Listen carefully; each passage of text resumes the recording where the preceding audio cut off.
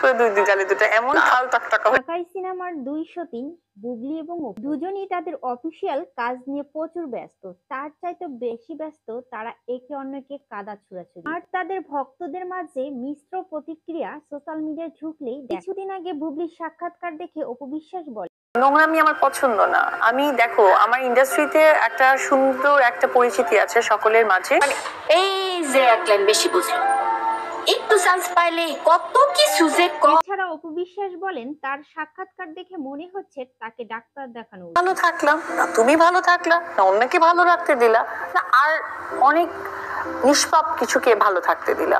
তো ভালো যখন আমি কাউকেই থাকতে দিলাম, তাহলে আমার লক্ষ্যটা কি ছিল? কাউকে। আরে তাই তুই এত কথা কইতাছস কে কত? হ্যাঁ তুই কি বুবলির সাক্ষাৎকারে বুবলি বলেন, দেখুন আমি আর সাকিব আমাদের কোয়ালিটি টাইম পার করি, আমাদের এখনো ডিভোর্স হয়নি, আমার ছেলে বীর আমাদের সেই সময়টা করে। এইসব কথা শুনে অপু বিশ্বাস হয়তো বুবলিকে ডাক্তার দেখাতে